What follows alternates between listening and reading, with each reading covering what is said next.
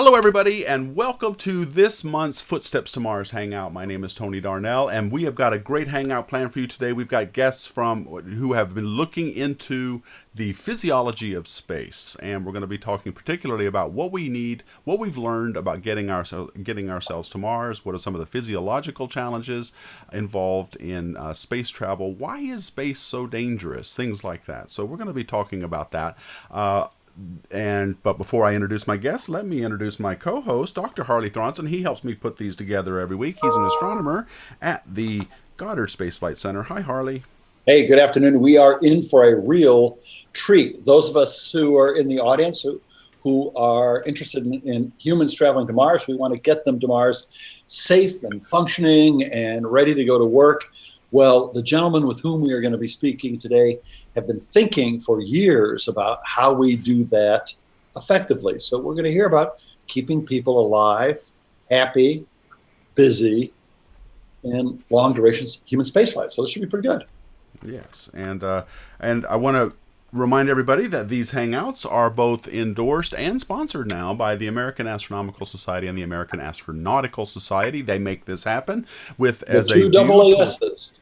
That's right, the AASs. And they are around to help give their memberships a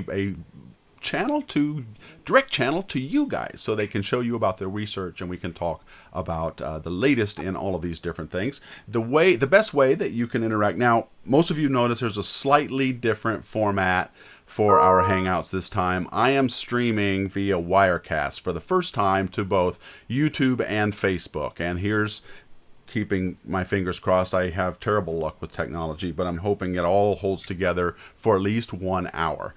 We hope that you'll interact with us. I'm looking at the live chat on YouTube, and already I see Galaxia and John Suffel and Jacob Zhu and Philip W, Hans Milling, all these really great people who join us each week. Rainbow Panda? Rainbow Panda, I haven't seen him yet, or her. I keep forgetting.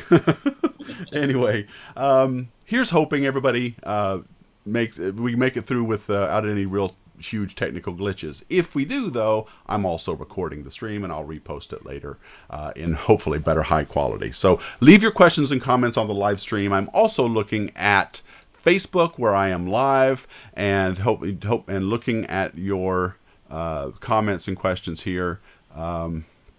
But I don't see anybody looking right this minute or talking right this minute on Facebook. But hopefully there will be people who do. Julie Katz is here. I'm watching on my screen while Arnauld is talking to you, and it's coming through nicely. Very good. Thank you, Julie. And let me know if you guys have any problems with the quality. Okay, so here we go.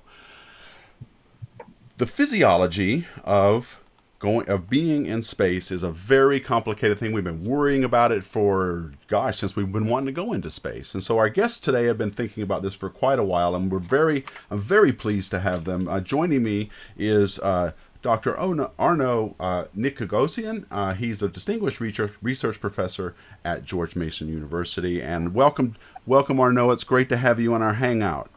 Also joining me is Dr. Chuck Doarn. He's the professor of family medicine at the University of Cincinnati, but he also works, he was telling me before the hangout started, on with NASA on the problem of people in space. So let's start by talking about where are we today in planning for the Mars mission, especially with respect to the physiological challenges. Arnauld?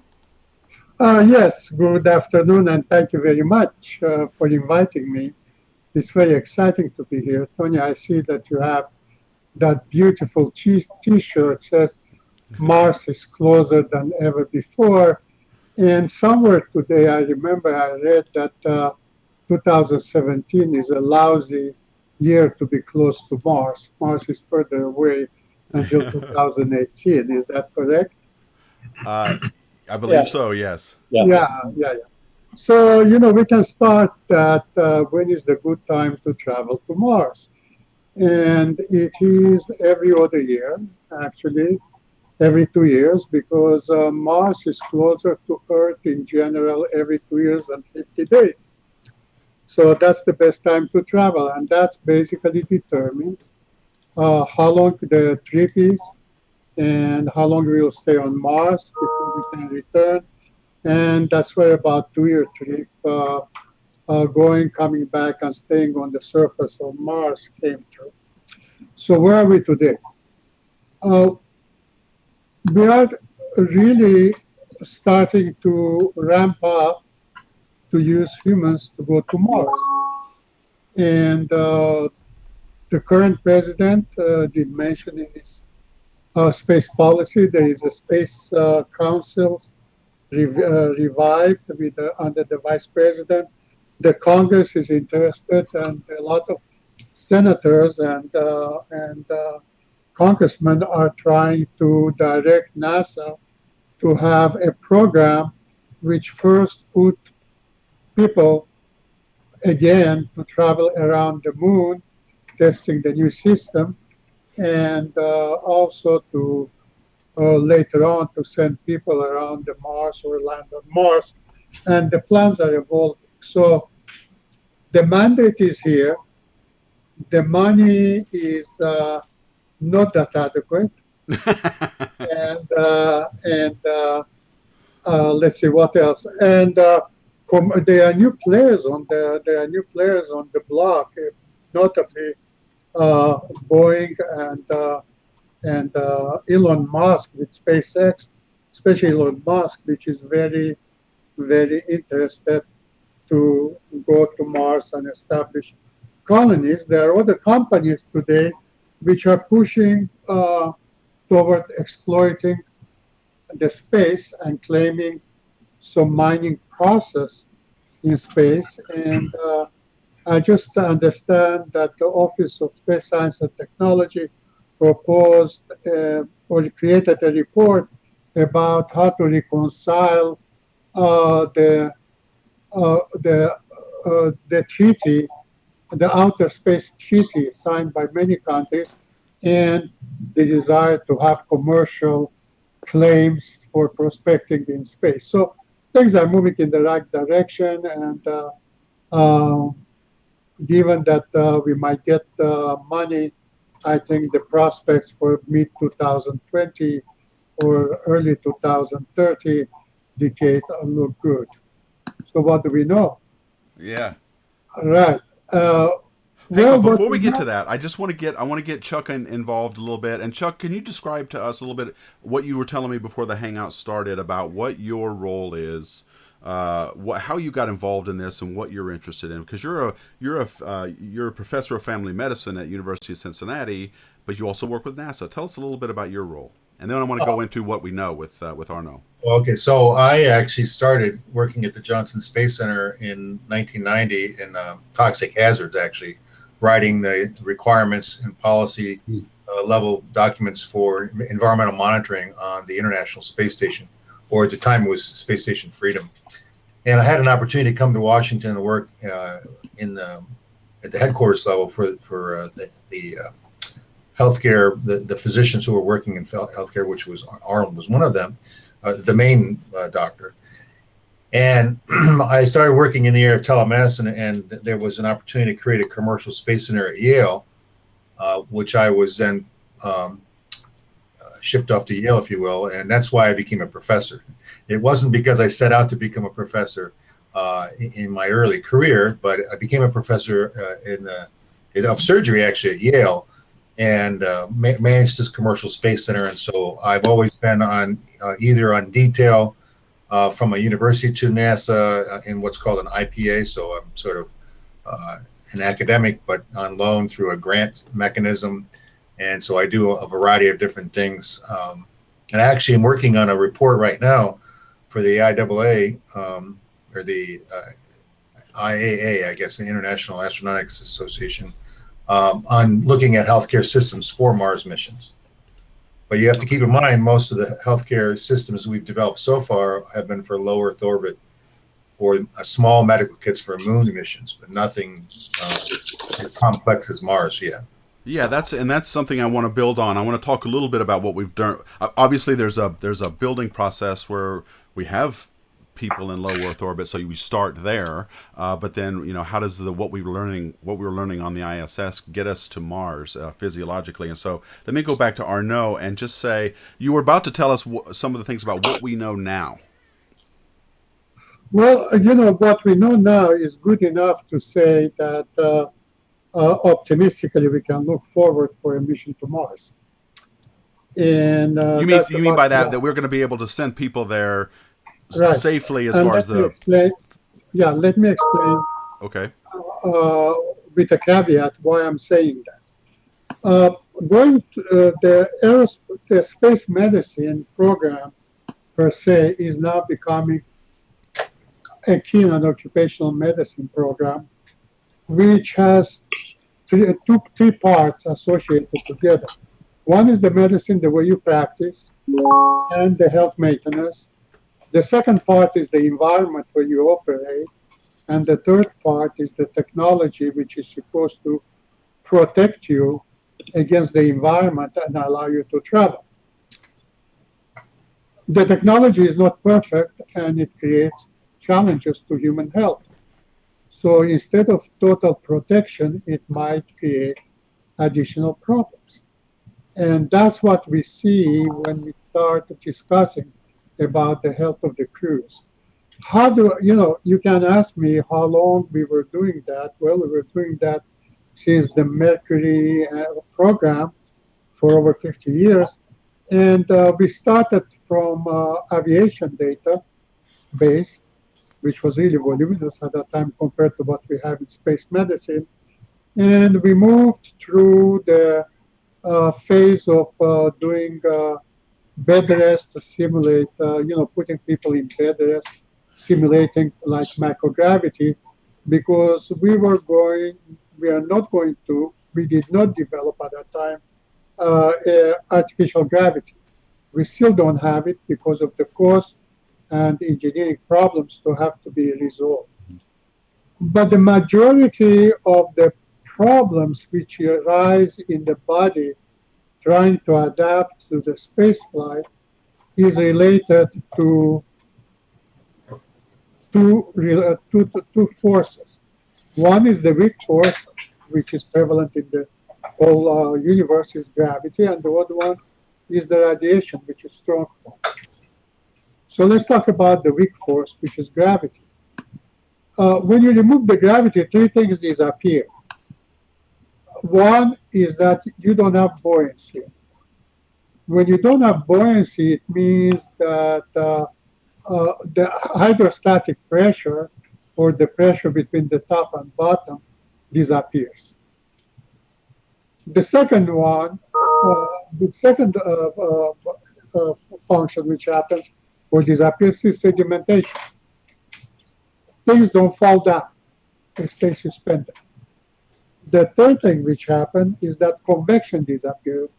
Most of our heat is exchanged, body heat is exchanged through convection, means that we exchange our temperature with the environment, stabilize it with the environment, and that's the 90%, 99% of our heat exchange and maintenance, and that disappears. So three things Can I just clarify what you're saying here? You're telling me that if we don't have without gravity, we our bodies don't exchange heat at via convection very much at all. This it needs gravity to transfer heat. Is correction. that what you just Yes, said? yes, that's correct. Wow. So So convection is gravity dependent. yes. That's how the hot air rises and the cold air falls. Is in simple terms. When there is no gravity, nothing rises, nothing falls, and nothing is exchanged with the environment.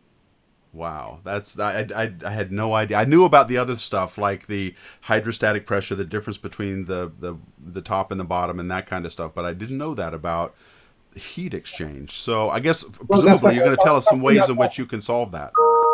That's why you're talking to me, Tony. Yeah, exactly.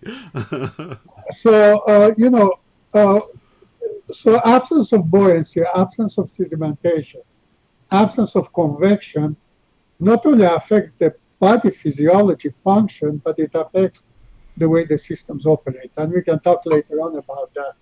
For example, in microgravity, uh, you know, two fluids layer on top, in gravity, two different fluid with different density layer on top of each other. In microgravity, one which is lighter becomes suspended in the whole, in another fluid, like gases suspended in the fluid. And those things tend to coalesce and to make larger bubbles in the fluid, which might prevent operating freon in the freezers or the removal of the uh, flushing the toilets and things like that. They cannot work very well because a lot of the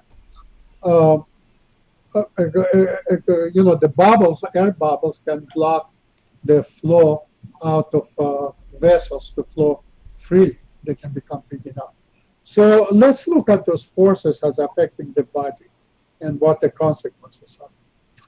When the buoyancy disappears, it means there is no difference between the pressure between at the head and at the top of the bottom of your feet. What happens? The fluids shift up, the body fluids shift to the head. The fluids start to increase the pressure in the upper part of the body, and they get out. And the net result is that you start to have headaches, which is very common in the astronauts. You start to have nasal congestion because you cannot smell, and the particles do not deposit on your taste bud effectively. You can start to have a different altered state of taste. You don't taste things very well. Anecdotally, a lot of astronauts ask to have more pepper or Mexican food because they like spices. Really, I didn't know that. That's Yeah. interesting. So they want more stimulation for their senses, their taste buds. They like that Frank's Red Hot sauce. Is that right? Yeah, and this is a lot of fun of course, to joke about and needle astronauts about. On the other hand, if you can imagine, say, 3 years of eating bland food, yeah, that's no small factor. Right. Especially on what your just your general attitude, I guess, right? Yeah, Well, yeah. I mean, those of us who like to eat. I mean, how would you like to face 1,000 days of eating, say, tofu and nothing but? And this is all because the fluids are filling up, and you don't smell as well, and you also don't taste as well. That's very interesting. yeah, like allergy. People have allergy; they cannot smell very. That's true. That's true. The other thing which happens is that you might have more blood flow going to the brain, and that's why you have those visual problems in some of the astronauts that recently became apparent during the space flight of the space station in long-duration missions. And what we have observed, especially in animals, and then we have been documented later on on the ground in other experiments, is that our body is conditioned to perceive basically gravity, and we work as a integrated tangent against that gravity because we're moving our arm, we integrate for gravity. So when you remove that, your body movements become less apparent. When you remove gravity, you cannot sense where your hands and feet are, so you can become more prone to injury, hitting something or turning switches off. That's why a lot of switches in the spacecraft have guards against them, so you don't turn them on and off inappropriately. And more so, the neurophysiology, which is the neuroendocrine, which is your hormones and your nervous perception, is changed because the cells and the body tissue is resting on a matrix called the ethers in the body, which is like fine-tuned stretch violin or piano chords. So when there is no gravity, the stretching effect disappears, and at the cellular level, the cells become more globular, and the tension between the cells become different. Perception at different levels of the body might be altered, and and cells do not excrete or absorb hormone or receptors the way they should be. So the body perceived that there is no need for many red cells, So it was called erroneously space anemia, but it's not. It's a condition which is limiting and is good for space. Space motion sickness happens because you cannot tell where it's up, where it's down, and you get a loss of muscle slow twitch fibers. What does that mean? When you grab a can of beer, you have to hold it and take it to your mouth, okay, to drink. So holding it requires strength, and grabbing it requires dexterity. There are two different types of muscles which regulate that. There is slow twitch muscle, which is for strength, and there is a fast twitch muscle with fibers, which you use for dexterity. So you start to find out that there are more fast twitch fibers produced as opposed to slow twitch. So your endurance changes, but your dexterity is not. So when the sedimentation is gone, you change. There is a change in food and medication absorption. Distribution and elimination of aerosol is different, and changes in taste, anecdotal, like we discussed. And certain systems that we use so effectively on the ground, like PCR and things like that, which we rely on sedimentation, will not work in space. So designing new systems to provide healthcare or to give you a biofeedback if you exercise and whatever become entirely different in microgravity. Okay. Well, I want to go back to something I want to make sure I understood something you said earlier. You said something about there were I want to make sure I understood you properly, that you said there are fast switch muscles and slow switch muscles. In the muscles, there are two types of fibers. Fast twitch for dexterity, slow twitch for endurance. Can you give us an example of what would a slow switch muscle be? Fast twitch, I see you have a beer on your desk and I want to reach it. I will get it from you. Oh, I have pretty good fast twitch. He's looking around for the beer. However, if I don't have enough slow twitch fibers, I won't be able to hold on to it. It will fall. So the act of holding something, it would be a slow switch. But going to grab it, that would be a fast switch. Twitch it, not switches. Twitch. Twitch. That's what I'm trying to. What? Say it again. Twitch. Yeah. Thank you. Okay, I want to make sure I hear it properly and say it right. Well, Chuck, while I've got you big, do you have something you'd like to add? We've heard a lot about some of the physiological effects. I guess I'd like to hear from you a little bit about what we've learned in the past that are helping getting us to Mars. Like you've been involved for quite a while now in various NASA projects. You're getting ahead of me. I didn't finish that. But I can talk about that also. Say that again, please. I said you're getting ahead of me. Oh, am I?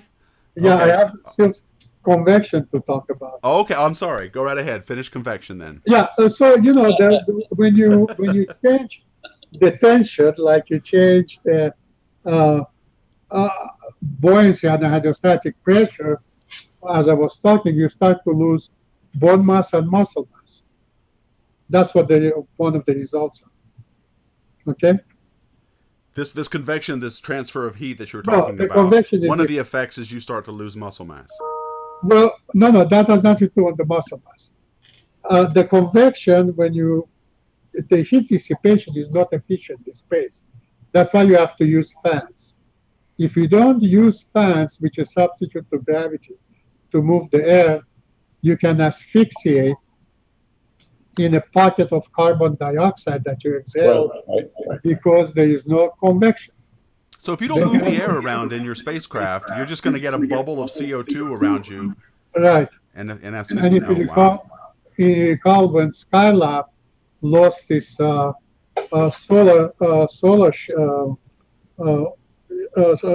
what they call the solar panel, and we did not activate it. We were afraid, because we didn't have energy, we were afraid that the astronauts who get into the spacecraft might indeed encounter pockets of carbon dioxide and die. So what we did when I was on the mission control there, what we did was make sure they entered the spacecraft suited to protect them against toxins and to protect them against pockets of CO2. Then they had to go and activate the fans when they repair part of the solar panels. And when the fans work for a certain period of time, we let them test the air, and if the air had enough oxygen, we let them remove their helmets.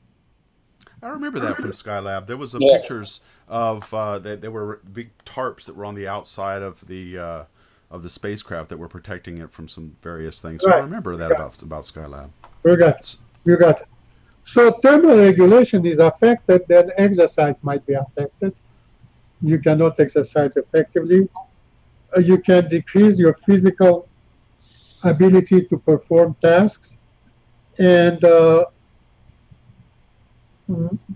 since fire propagates very easy in microgravity because it burns completely in the oxygen without soot, usually what you do, you have to turn the fans off in case of fire inside the spacecraft, like it happened on Mir and in several other places. So you don't have to don special suits in case of fire.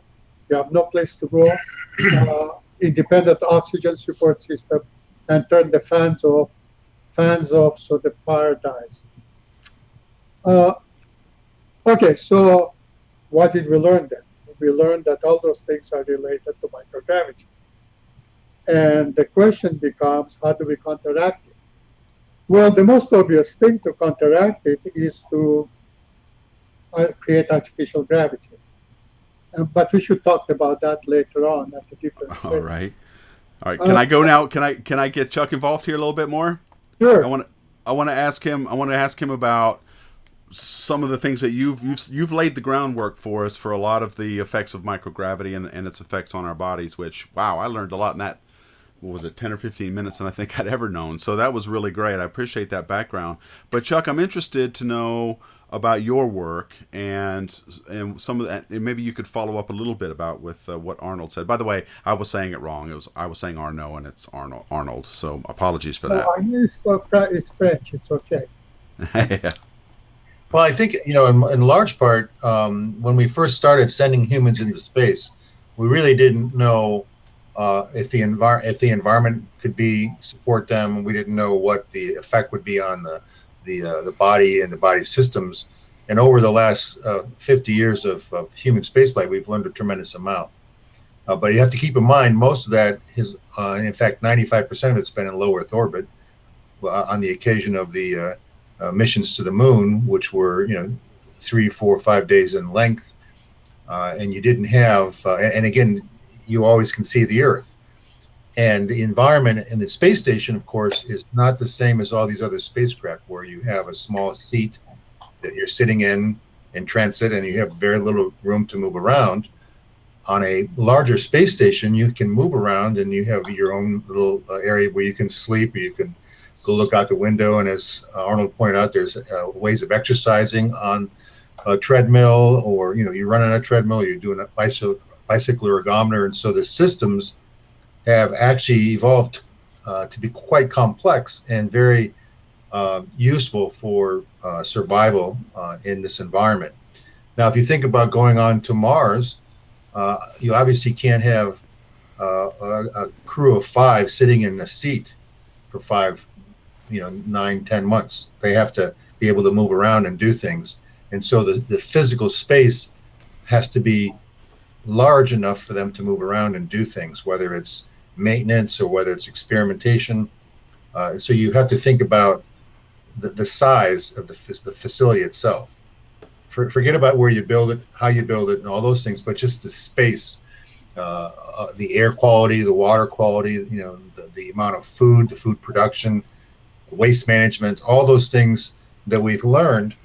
And it's interesting that we've learned a lot from our partnership with the Russians in the last 40 or 50 years and in various different missions.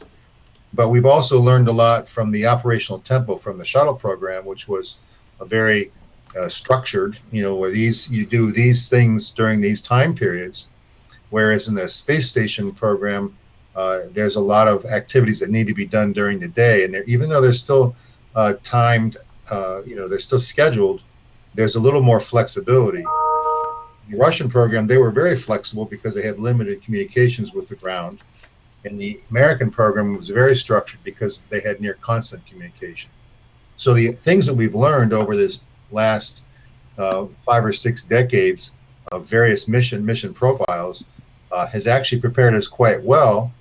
But again, we've only sent robots beyond Earth orbit to go to Mars or to other planets, like Cassini, as an example, is celebrating its 20th anniversary now.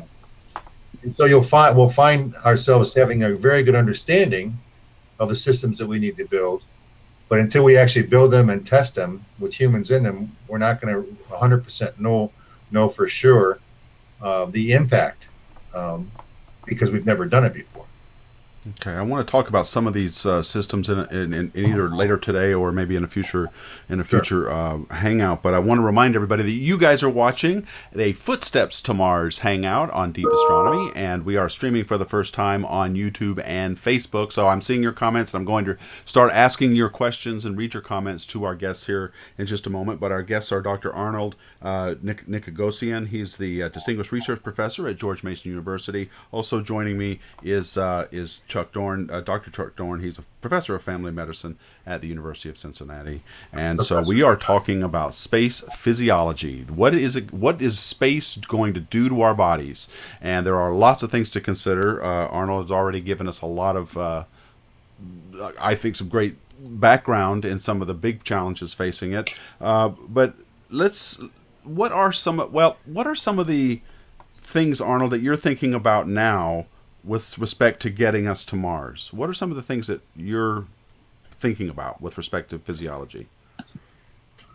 Well, like I described to you, a lot of the changes here is due to microgravity. And the means to counteract microgravity are for buoyancy are very good. The evidence publication research is very good. I was looking here at my evaluation of evidence. The sedimentation, it's documented, but it's fair as far as evidence. And convection is also fair. We don't have enough data on this one for long term.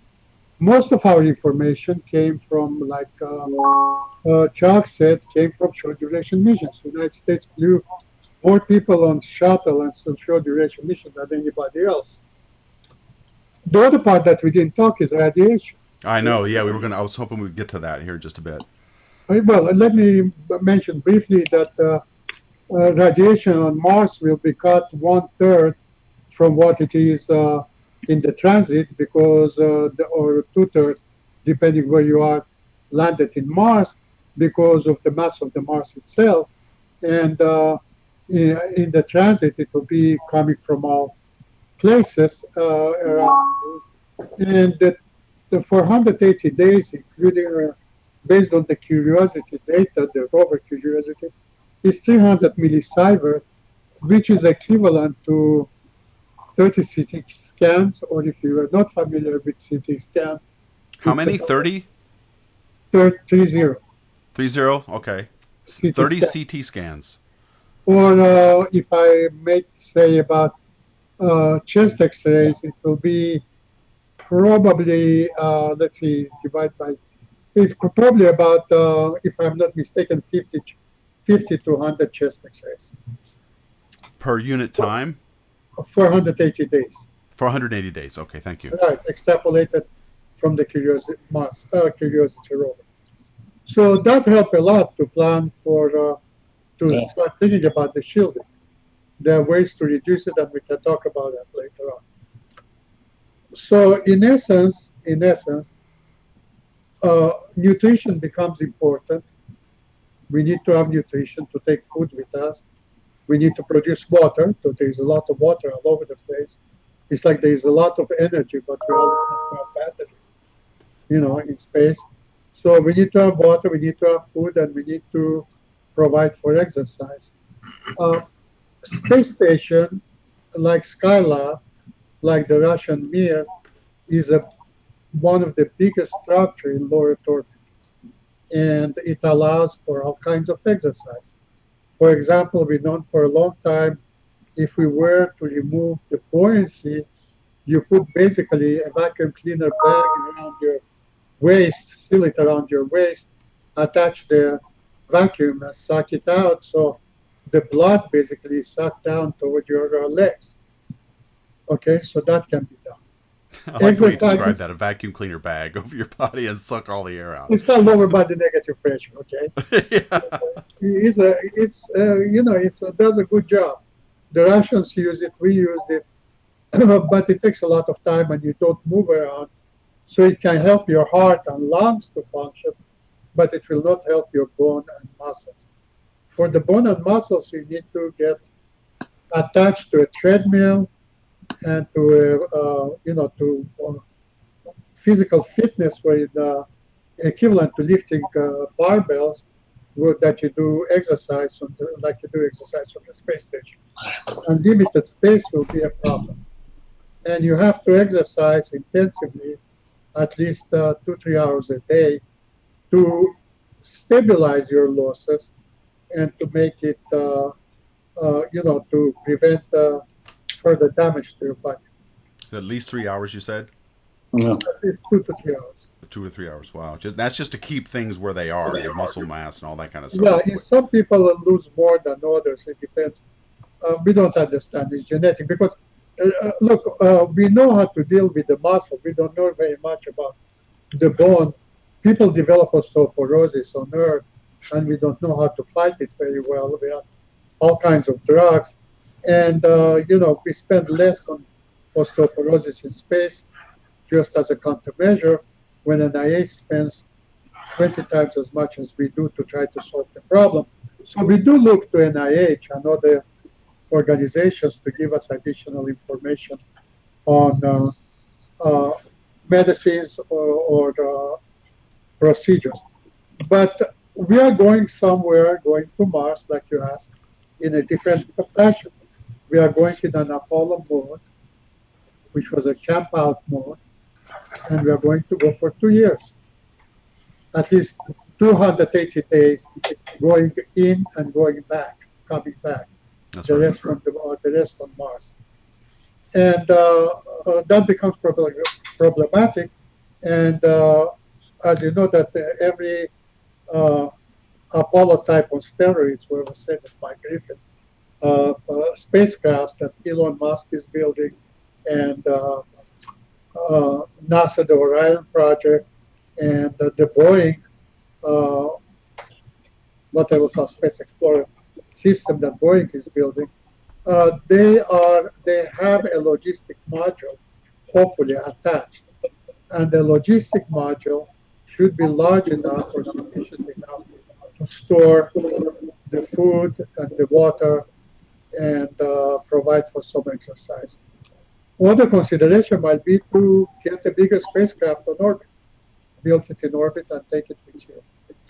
Or if you have a good access to space, you go faster. Just go fast, you said? Yeah, you go faster.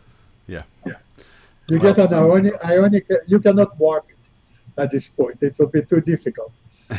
But an ionic engine or a ramjet engine, if you can develop, will be good models to go a little bit faster to reach, as you know, the direct path might be possible from Earth to Mars without going through all the mechanics to catch up with Mars. So that could be possible with different agents. We don't have an access to space today, so that's another biggest limitation. We don't have access to, could you repeat that, please? For human spaceflight. Oh, I see. Yeah, we don't have good access to space. In US, I mean.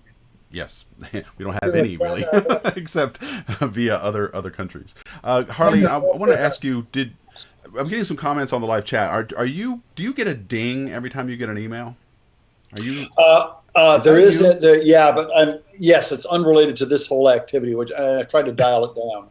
Okay, yeah, because people are noticing. Okay, I just want to say I want to get to some some of the comments that people are asking, because we're getting a lot here, and I don't want to get too far behind. Now, we are just setting the stage, folks, for what we're hoping are going to be other hangouts on this topic. We're kind of setting doing some of the background, the history, and we're going to hopefully look towards the future in other hangouts as well. But let me get to some of your questions.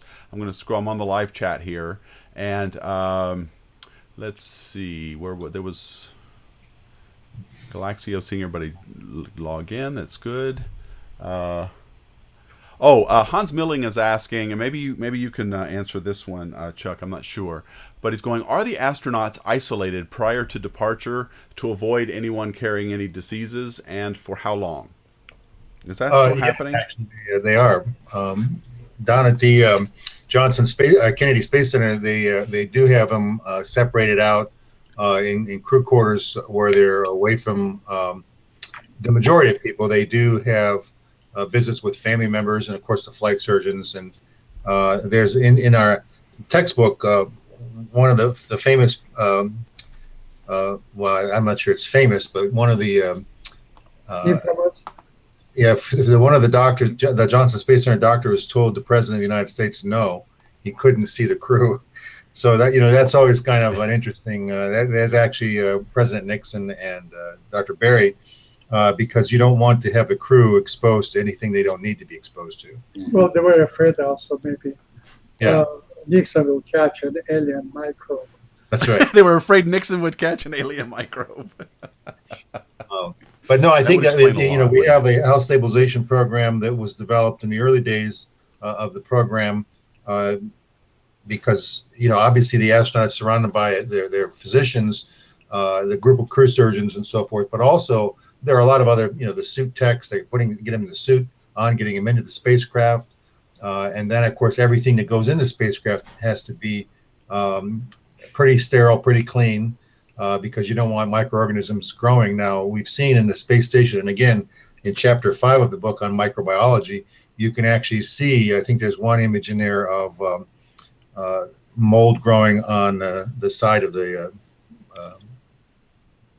spacecraft, inside the spacecraft, from it was moist towel or something, forget what it's for, but there are microorganisms in our body, so they're not going to go away. We don't want them to go away because we need them actually. But right. when you're in space, those microbes, they have to do constant cleaning. So when you think again about going to Mars, it's not just about, as my wife always says, it's not always the destination, it's the journey itself.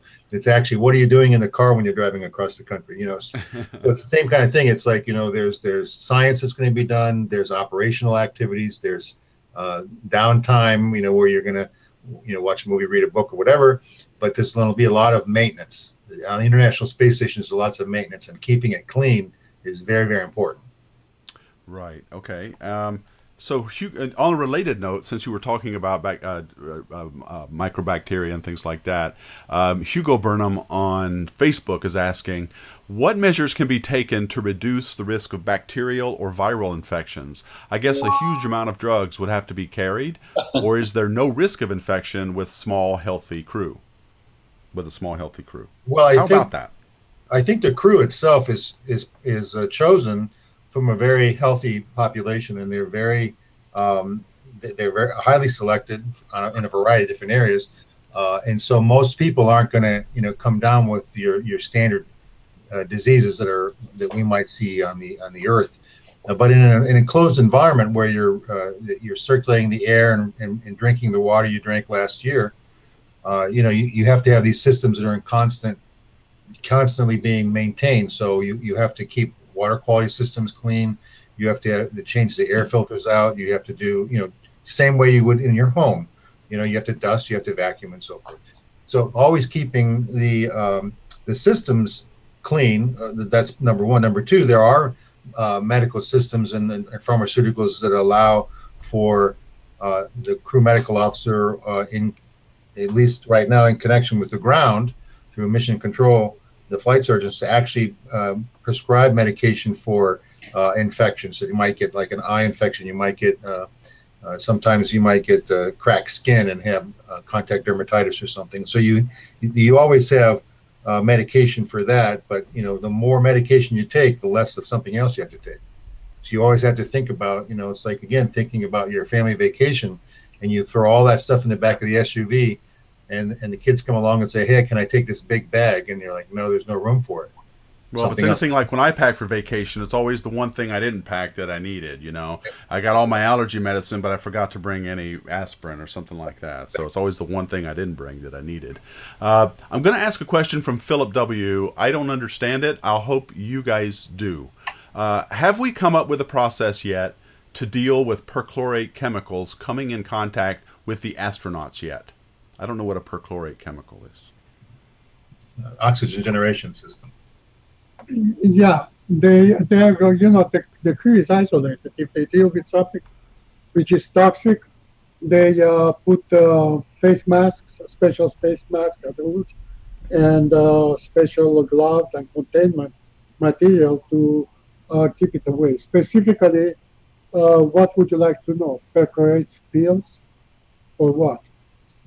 He didn't say. He just said perchlorate chemicals. Well, could he be referring to the quote unquote soil of Mars, which is has an I don't know the fraction. I don't know specifically what. Well, it's a small fraction.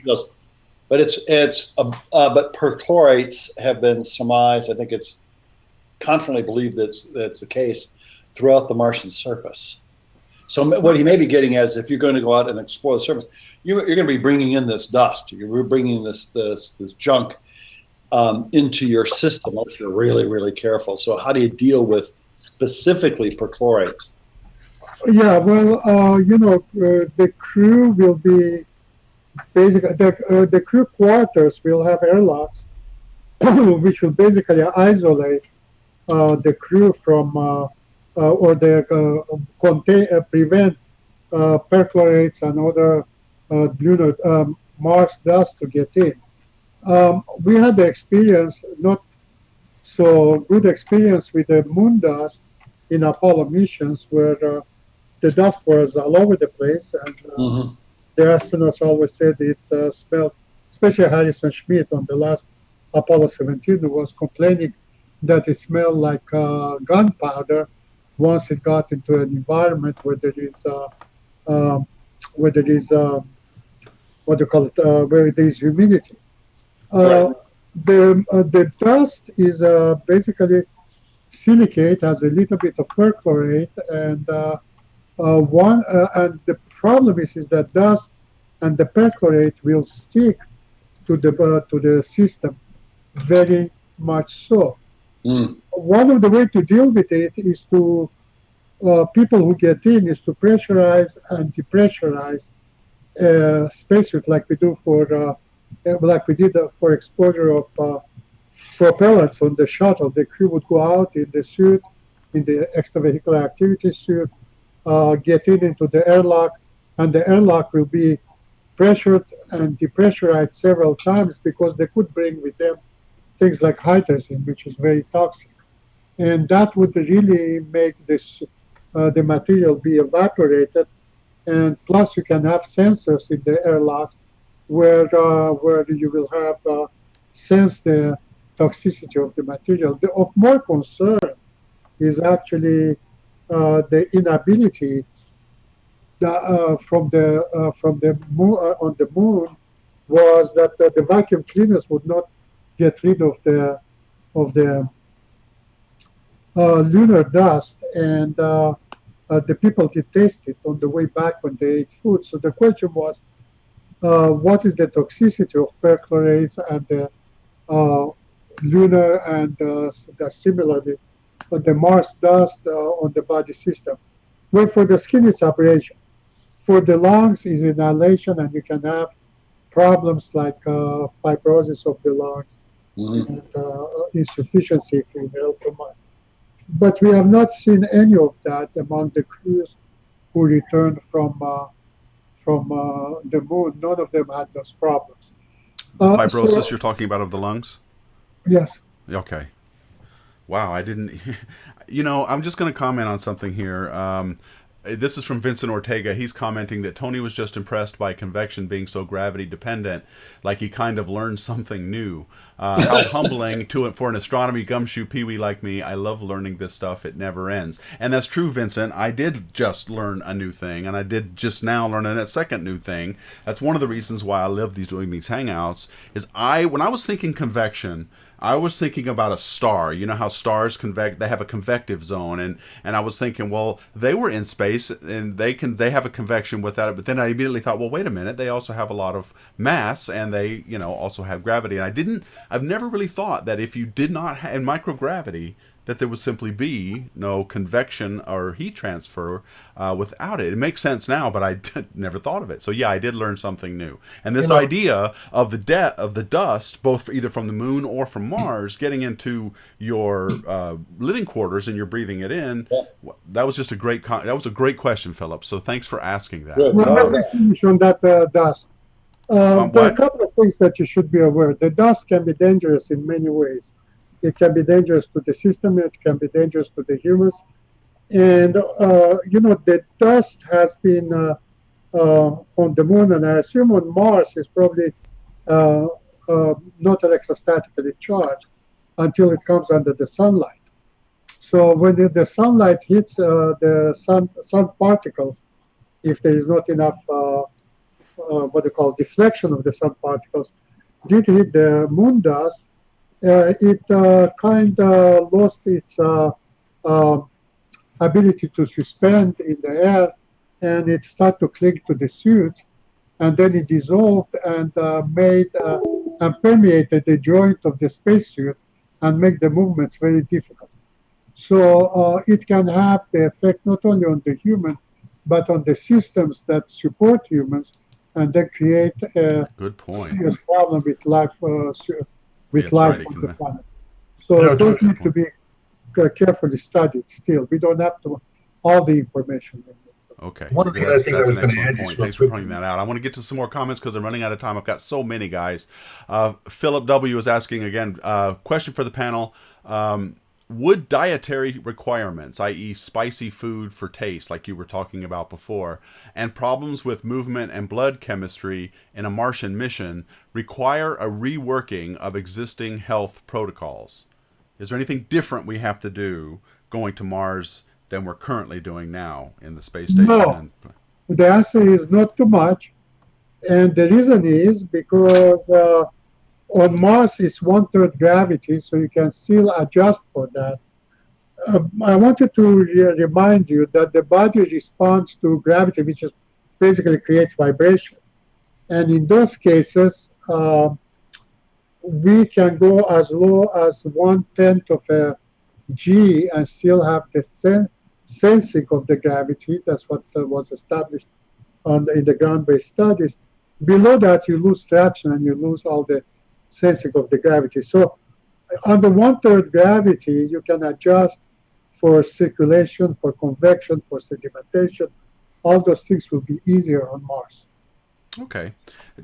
John Suffel, welcome back, John. It's good to see you. He's asking, is it true that in the Skylab days, or during the Skylab days, when one of the astronauts was cleaning the helmet visor with one of the wipes provided, the rest would gather round because the wipe was lemon-scented? Is that true? I don't know.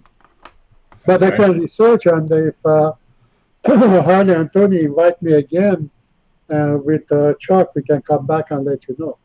Okay. All right. Hans Milling is asking, the twin study has shown that you can survive a long time in space.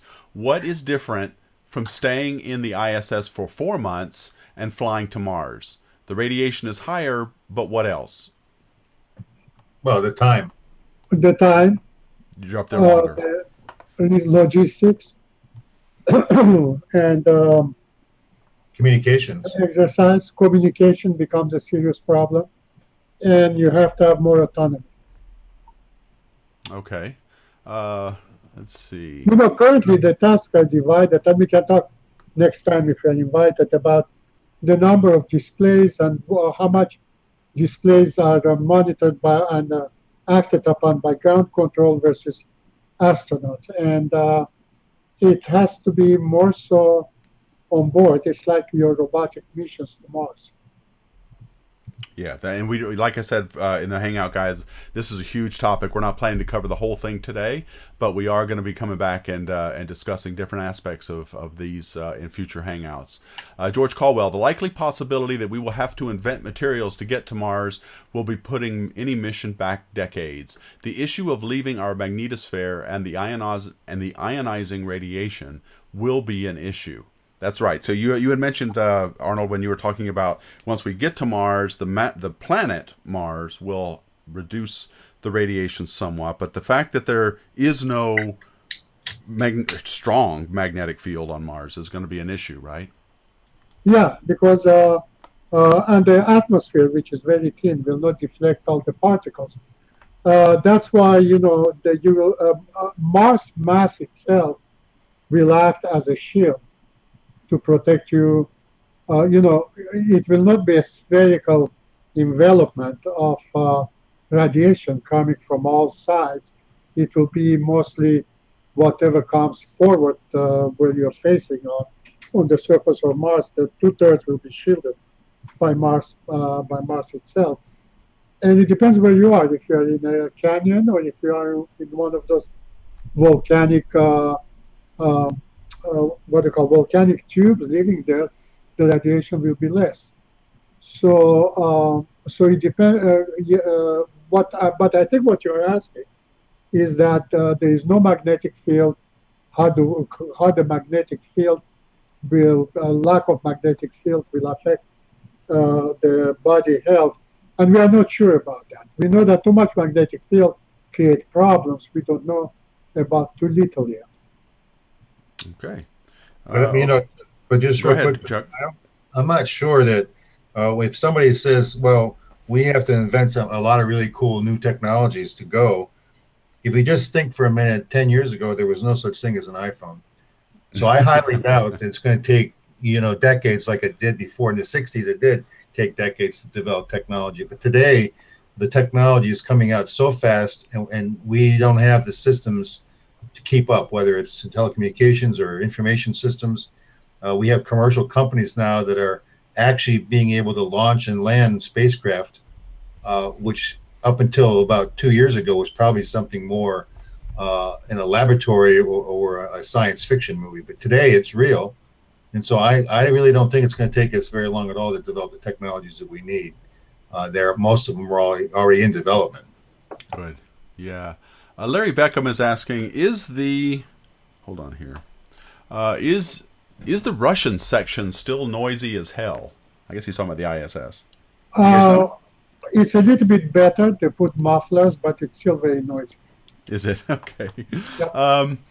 Adam Synergy, these guys have done stacks of work on this topic. Try Googling both their surnames. That's right, Adam. You are talking to the experts in the field. So if you've got questions, now would be the time. We're also going to be having more Hangouts with them in the future.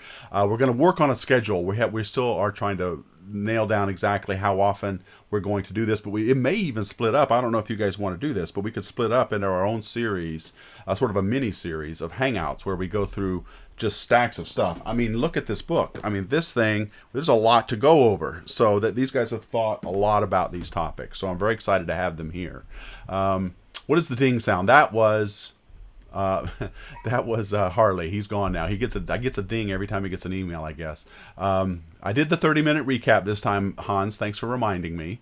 Let me think here. Question for the panel. This is Philip W. again, and then I think I'll have to make this the last one. Would a round trip to Mars without landing be more helpful for data gathering than launching a mission with a landing in mind? It's a hard question to answer because, landing has its challenges, but going around Mars as a first step probably is a better way to do it because we have not really we were not very lucky with all the robotic landers on Mars. Almost 50% crashed. So, we need to understand better about the environment of Mars, selection of the place where we can land. And I know that the Mars Observer is still on orbit trying to define all the places we can land. But hopefully by then the landing technology like parachutes, deployable parachutes, and